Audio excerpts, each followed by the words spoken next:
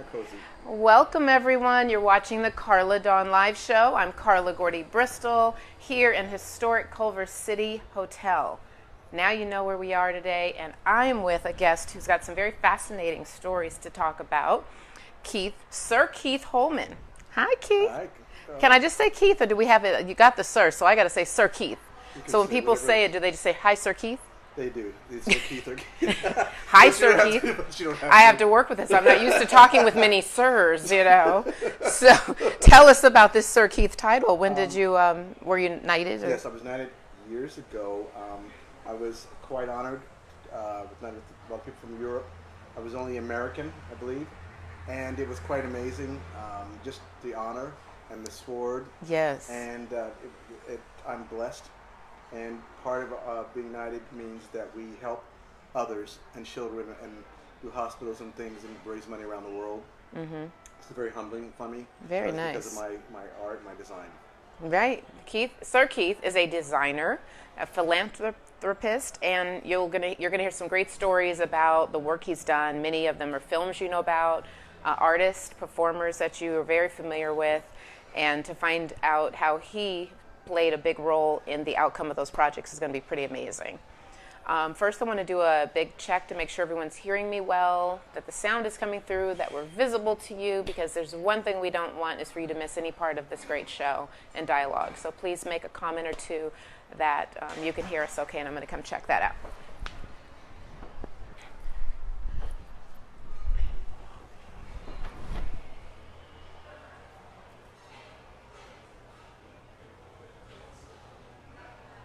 Okay, everything looks good. Hi, I see all of you. Is that Christy I see on there, and Daisy?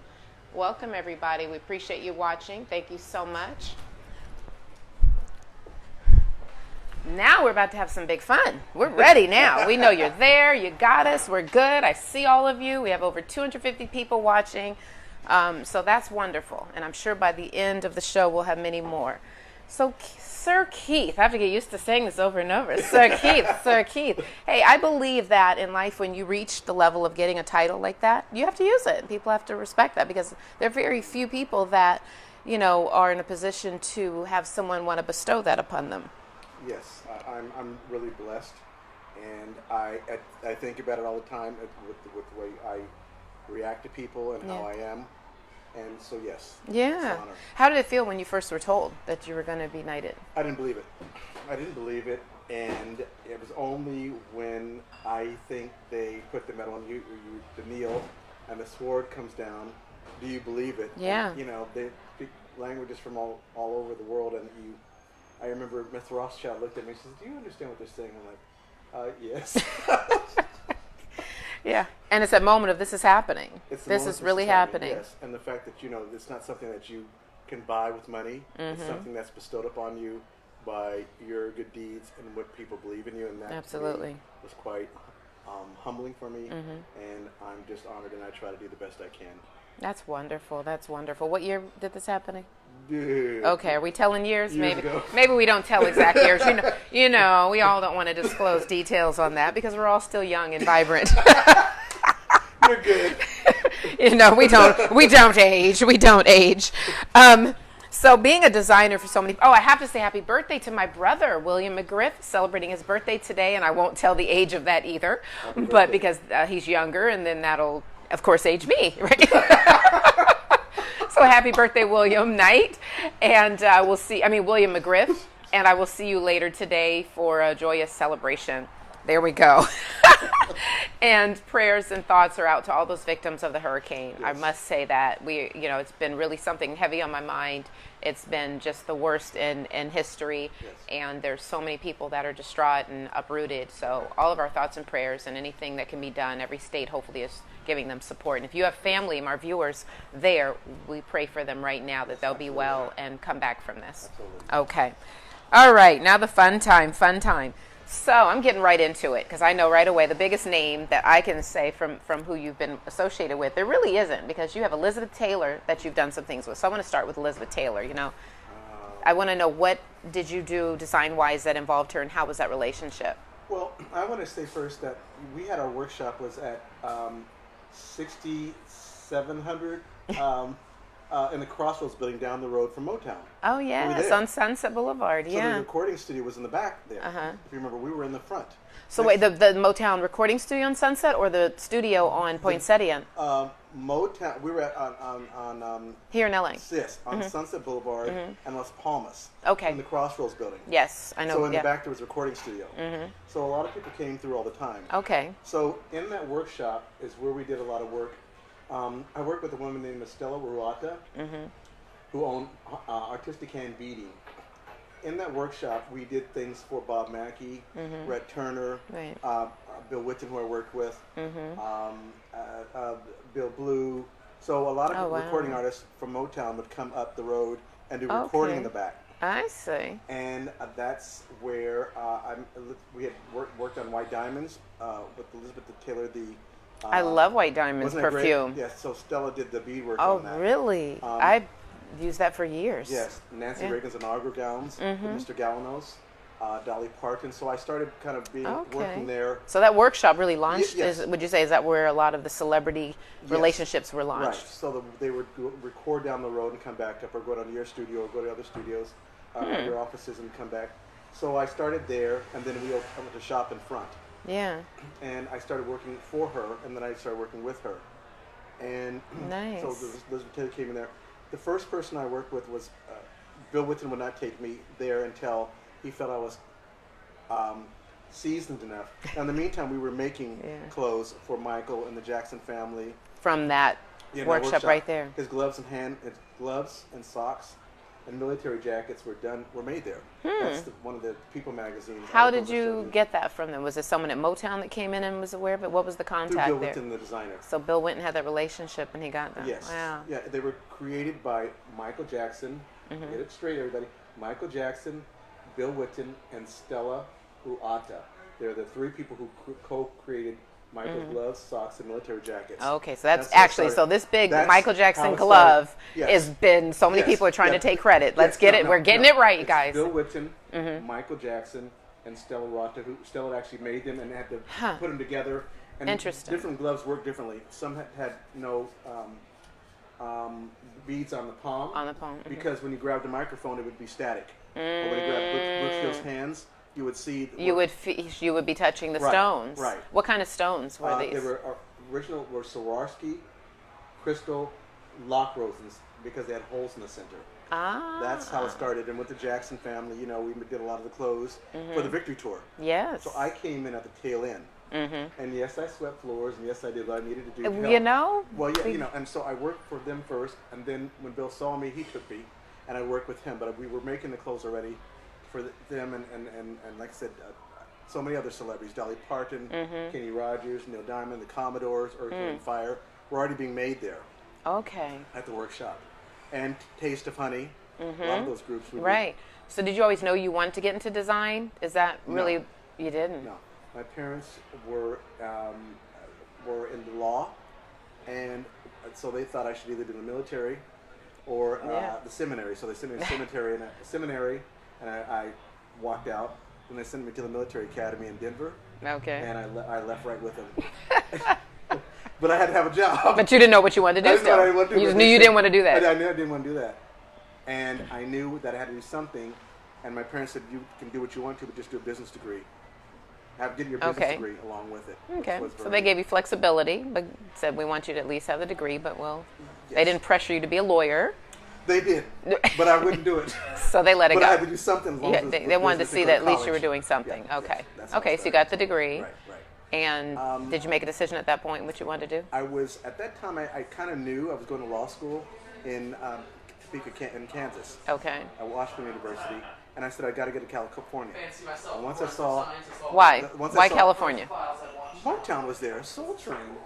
And that excited you, and you're like, I want to be there. Yeah. So you knew you wanted to be involved with that entertainment, that music entertainment. I knew as soon as I saw Motown, as soon as I saw Soul Train, and as soon as I saw Dick Clark American Bandstand. That was it. That was it. I was packing my stuff and I was leaving. And so my parents decided to move to California. Wow. And, Look at that. Because of you wanting to go there. Would you say? Yes, partly, and also they were transferring. And I remember my as a little kid, also when I was the last performance that the Supremes performed at the military base we're at in Montana, they sang the song "Someday We'll Be Together." Yay! That your dad co-wrote. My father, Johnny Bristol, was one of the co-writers. He wrote the song initially, and brought in Harvey Fuqua and Jackie Beavers, and my dad produced it as well. And definitely, it was, of course, one of the biggest hits for the Supremes. Yes, and I had never seen, as a little boy, I had never seen 3 women look so beautiful and perform in those gowns. Yes. And I thought to myself, hey, I've got to get where they're at. And I came to California, the Bay Area, in San Jose. I thought we were coming here, but we didn't. So wait, we passed LA. Wait. That was disappointing. Yeah.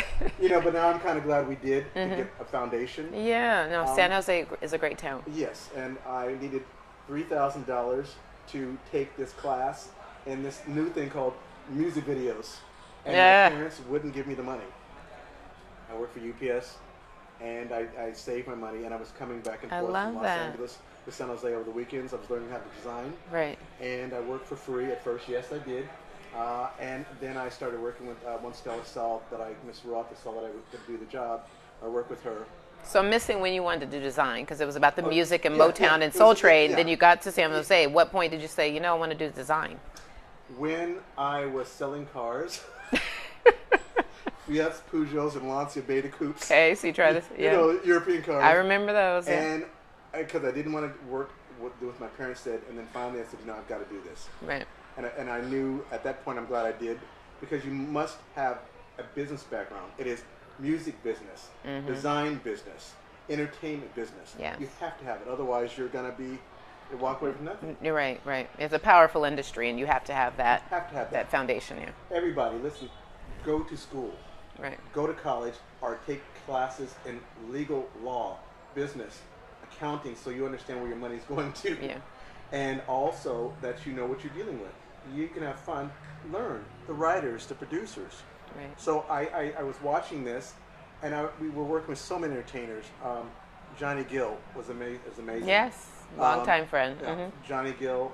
I would say New Edition I worked with. So the uniforms, those matching outfits? Yes, a lot of those were mine. And the tigers and lions and leopards on the outfits. Okay. And when they're standing at the staircase, with all black with the snakes, and that's...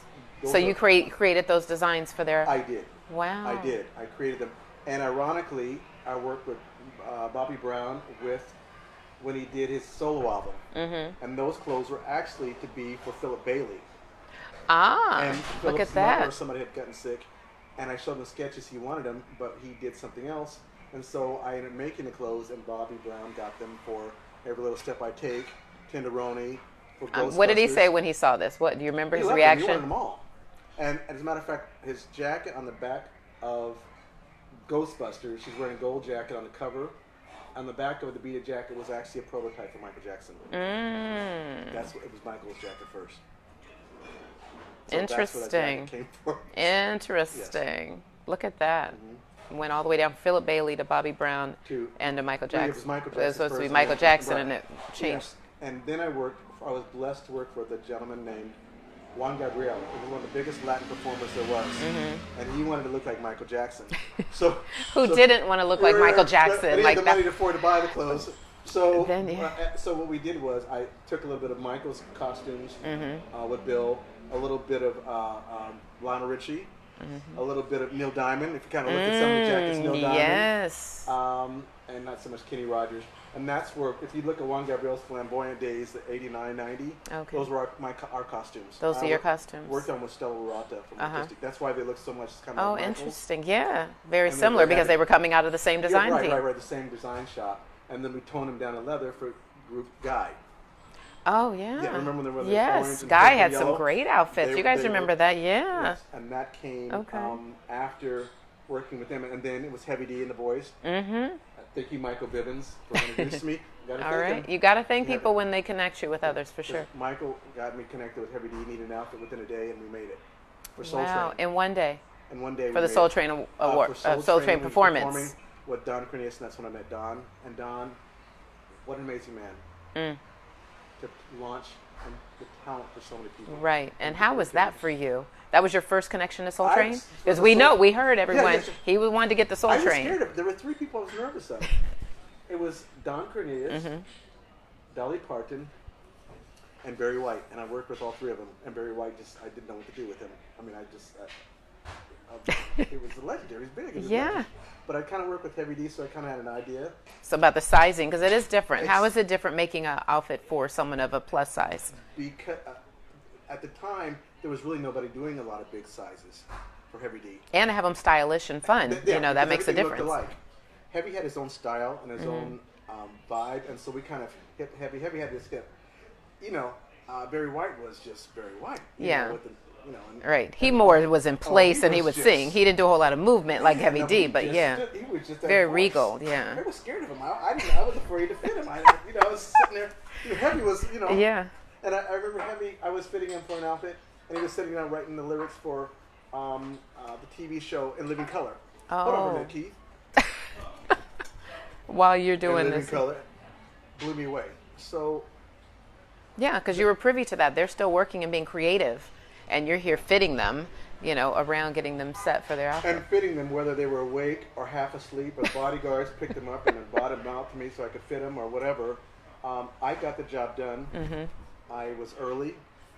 No matter what was going on with the artist, I made sure that I was there on time or early to fit them, to get paid, to do my job. I was only late one time, I think, and that was when I was working with Steve Boschko. Yes. For, I want to say it was L.A. Law. Okay, because he's a big TV writer or producer. Yeah, He's a producer, writer. Law, the TV show L.A. Law. But he's Steve Boschko is the but film producer. The film producer of all those and TV for the TV shows you all know. And I was doing a court case, and it was an older Motown-like group with a younger group. And I had to dress them all these suits and all these outfits with suede, and it had to be exactly like. And I ran out of. I tried to change the design, but Mr. Bosco had to have exactly like that. So I got to the set late, and they had to film around, and it cost $5,000 to film around that. And I never was late, because every moment that you take away from somebody else is a moment that they can't get back. Yeah. And I was never late after that. I apologized to him. It was the most expensive LA Law episode. Oh my goodness. Not because I was late, but just because of it. What they had to do, yeah. Oh, the costuming on it. Were amazing. Yeah. LA Law. Wow. What do you remember the name of that episode? I don't remember the episode, but there's 4. I believe there are 4 older gentlemen, like Temptations-like, and 4 young guys, and they're all in long blue suede coats with the beading on the shoulders and pink-colored shirts. It was amazing. Wow. It was all suede. We got to try to track down a photo from that and post it on here after the show. Yeah, that would be beautiful to see. Nice. Okay. Yes.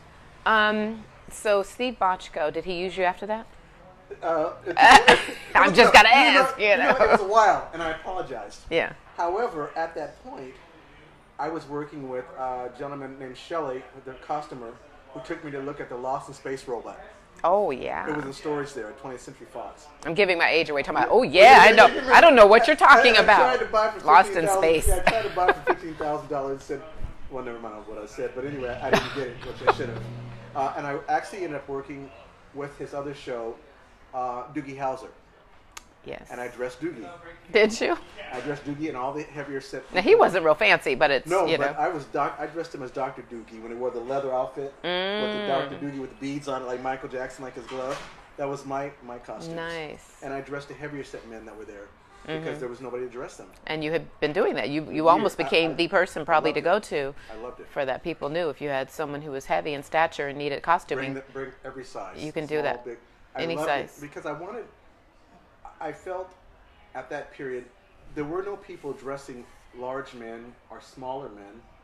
I felt, or larger women or smaller women. Right. Where did you get your clothes? They are important as well as myself.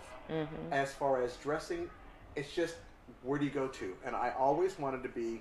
I think if you saw Heavy, all the music videos you saw from somebody from is a good to you. So many of those videos with Heavy D. So many of them that pretty much all of them at the point. Even when they're dancing in the rain, coats in New York. No, yeah. That was a great video. Well, they like to be stylish. It's real important, I think, as an artist to encompass that style and that look for yourself. Did you help some of them create that style? Would they come to you and say, we need to create a style for this artist? Did the labels do that at all? Or Well, some of the labels wanted a certain look. It was more of the video producer or the managers? head artist Okay. at MC Universal with Lil Silas. But Lil he also knew, he was a record producer of Silas Records. Yeah. He also knew what he wanted. So, who is no longer with us, they had their own vision. Like he had a vision for Bobby Brown, but Bobby Brown also knew what he wanted. Johnny Gill knows what he wants. Yes. Yes. Yeah. You know, See, Johnny the know. knows. They come in and they describe for you, and right away you get it. I get an idea. So Yes. there are some people that if you tell them that you want to do something, Okay, we have a moment with the hotel, everyone. Just hold on. It's like They told us they to- told us to- okay up to- here. to the 5 side. minutes, yeah. 5 minutes. Well, she told us we were okay up here. Yeah. yeah. Okay. Perfect. Okay. Perfect. Perfect. Okay, this is live. Okay, we're in the hotel and they have a group coming through here, and we promised them a certain time, so they're just giving us our 5-minute warning. They are punctual. Speaking of being on time, I guess yeah. you know, they're like, actually this, 21 minutes, yeah. but So yeah. we're good. We got 5 more minutes, everyone, in this information. So this is really fun. But yeah, people kind of know what they want, Yes. and they come to you and give that. Some people just let you do whatever you want. There are some people who say, I have a picture, I want to look like this picture. There are Okay. some people that you give them a sketch that works. There are some people where you actually have to bring outfits. So a lot of times people say, well, why were your labels, Bill Whitten's labels, or your labels, or other designers' labels put inside clothes that were already made? Because the clothes that we had to buy at the store, Right. where we altered or changed at the last minute for a video because we couldn't make a whole new outfit. Right. But we added something to change the collar, whatever, and that's why you saw You change the Bill label. Whitten's label. Yeah, the label would be their label and ours, or just ours, because the outfit was changed. Sleeves, things were cut. So off. then it becomes your own, Yes, basically. and that's why the label would say that. Okay, got it. Now Bill Whitten, he's Whitten, yeah, Whitten, late Bill Whitten. Whitten. Yeah, he passed. Genius. When did he pass? I think it was 2005 or Okay. 6. Yeah. He's a designing He was genius, the- right? There was nobody else before Bill Whitten, especially of color, who he believed in tasty beating. Because that before that was kind of more like Liberace-ish, which we made a lot of his clothes at our workshop. Oh, Yes, the Liberace. big capes with the mink. Oh. But Bill wanted a different look, and that's why everything is off-centered with Bill. If you look at Yeah. the Commodores, you look at Earth, Wind, and Fire, which were a little before me, but I have some. He worked with all of that. That's why everything was uneven and nothing matched because plus he was kind of colorblind. People didn't Oh, know that. really? Yeah, so I would kind of pick by the fabrics, and he would ask me how would I think, or the other designers said, well, Yeah. there were many people before me and people after me, so all of you, I love all of you. Oh. That work with Bill. All Or right. when I went on my own. Right. Has there Just been a to be- documentary done about him? I'm working on It that seems now. like there should be one Yeah, done. I'm working on that. What I'm working on now, and there's a show today at the Debbie Hotel from 7 to 11 with an artist who has work of Muhammad Ali's, Michael Jackson's sketch pictures. And I'm going to talk about, there's a big painting of Michael's that is partially mine. That has, what I did was I thanked everybody from Stella Rota to Bill Whitten to Fabrizio, the shoe designer, Grisha. I want to thank everybody who came to help. And I even need to put, your uncle down there. Everyone who was originally there for Michael or for the people I work with, they Right. need credit. It's not just about me. It's about everybody else also. Okay, live TV. We got fire trucks coming through. In this great hotel. I know, in this great hotel. So, sorry about that. Bubbles the Chimp. Did you design for Bubbles the Chimp, Michael Jackson's I was chimp? actually- Did you? He knows sign language. And I was there a few years ago, and he remembered me. What? And he was quiet, and until he started taking like pictures when he walked away, and went to the corner, and then when I put the camera away, he came back to me. But he knows the sign language. He's a lead chimp. He has 3 little baby chimps he was mentoring, and now he knows how to do things. You know, he could drive. So a he's still car. around. Yeah, he could. Bubbles the he's Chimp. great. That Michael's Yes. chimp. He's in the center. Oh my God! He's in Wauchula, Florida, at the Center for Great Apes. Wow. He's alive. And you designed some I of the did. I did. because he matched Michael. He would match did. Michael. However, So at the end, it became not so much the clothes he was wearing. The center wanted it to be about raising money for the foundation to help them, the animals. They have cancer, and and diseases like we do. Oh, And wow. They even have a surgery center there. Wow. I was able to go to. I have pictures of it. I have to let you see. Very nice. Oh, that's so fun to know. And Bubbles remembers you. Oh, didn't that feel good? Me and LaToya. You and LaToya. Yeah, it sure does. He's about 190 pounds. I know you're right. He can bite you. So you want him to remember you. You're like, you No, remember me, please? No, it was touching. It was Yeah. just touching to see him because he knew. And that, they said it was the only time besides LaToya going there that he actually reacted like that. How was it designing clothing for a chimp? At the end, we didn't. Interesting. At the end, I didn't. I had designed.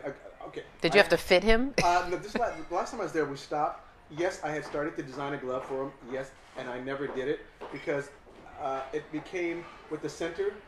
With Patty Regan, that was there, became that it wouldn't be right. It was more about raising money to make them natural, not so much. But before, when it was different because he wanted to look like Michael. They had matching outfits. I know. But when I came at the end, and I saw him in La Chula when I was going there, I stopped. I thought about it, and there was more. How can we raise awareness that they are not our pets? They are wild animals, they are. and they can turn on you in a second. Absolutely. And let's raise money to help for their food, for their medicines, for the hospitals they have to go to, for the facilities, and building bigger areas for them because a lot of animals come. We think they're cute to have. Oh, that's right. I forgot. Let's talk animals and what have you at your homes and peacocks and all. However, they're wild animals and they should be treated as that. And so I tell everybody, do not keep them in your home. Put them in facilities where they can be cared for properly. Right, and have a better habitat than being at home. Do you have any photos of the clothing that you designed for Bubbles and Michael that matches? I have some photos of different things. Yeah. I have to send. You have a lot of great pictures of some of the things we've talked about, and I'm going to be posting them after the show. And we're going to be showing three of them at your event. And at Friends of Fuller Gordy Strike Fest, There are the secret is out that we will feature. Yeah, I know it's no longer a secret. So if you're attending Friends of Fuller Gordy Strike Fest, the 11th annual, which I do along with my mother, producing and founded on November 7th, you want an invite? Send me a message.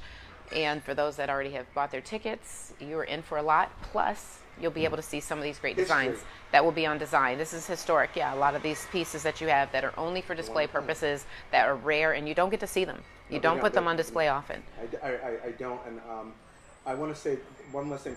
To all of you young girls and guys of all ages, never let anybody say that you can't do something. Yes, you're going to have to work hard. Yes, you may have to go to school. Yes, you may you have to do what you have to do, not have a lot of money, and maybe not eat all the time. However, believe in your beliefs. Dream. The difference between a small dream and a large dream is, you know what it is? It's nothing. A dream is a dream. Make it happen. You're going to have to pay your dues like I did. However, make it happen. Yes, we have family issues. We have things in life. The bigger picture is, the bigger picture, you're always going to be dealing with things. Follow your dream. That's right. Don't give up. I always say, don't stop. Yes. You know, if you continue to follow that dream and believe in yourself, because believe in the passage and your desire. Don't let other people tell you otherwise. If you know what you want to do and you have a passion for it, just keep going and don't stop, and it'll happen. Yes. Yeah, it'll happen. And you made your dream come true for sure, and then some. I have. You know, you just don't wait around for someone to get it done. You just get started. And with today's technology and access to equipment, you can make things happen yourself and just do it. Life isn't easy. Challenges are there, but don't let it get you down. We were blessed, Karla. Yeah. I look at our work that we did at our studio, which was creating the most historical things in the world now, from Nancy Reagan's gowns to Michael Jackson's gloves or what have you. You worked on Nancy Reagan? We did. We not worked on her, but on her gown. We made her gowns at our workshop. Oh, nice. Was it red? Of course. Right. Gowns for inaugural. Oh, okay. Fantastic. What about the Obamas? Barbara Bush. Barbara Bush. Okay, so you did Barbara Bush. Also, Mrs. Clinton. Oh, yes. Gowns. Yes. Yes, the designers was in Texas, but we actually did the work there. Oh, nice. Miss Saigon, Beauty and the Beast, Sunset Boulevard, even with Diane Carroll when the colors were changed. Yes, yes. The designers were other places, but we did the work there. Stella. Okay, we got to go, everybody. This has been a great show. The Karla Dawn Live Show comes on every Wednesday at 5:30. Thank you so much, Sir Keith Holman. You'll learn more about what he's doing. I'll post website and information and photos. This has been so great and insightful. And everybody, I hope you are touched by the information and the stories behind the scenes of all these designs that you've done. You're very, very creative. So I'm waiting on my jacket. Yes. You know, I want to get mine. So thank you again. Follow me on Facebook with Karla Gordy Bristol, and my website is karlagordybristol.com, where you can see past shows and information. We'll see you next Wednesday, 5:30. And thank you again, and make someone smile and spread plenty of love and kindness. We need it. Thank you. All right, time to go from Culver City, and we thank the Culver City Hotel. This historic hotel. Historic hotel. You come down here and have dinner. It's amazing. It's a beautiful hotel. So I really encourage you to come and visit the Culver Hotel. You'll have a great time.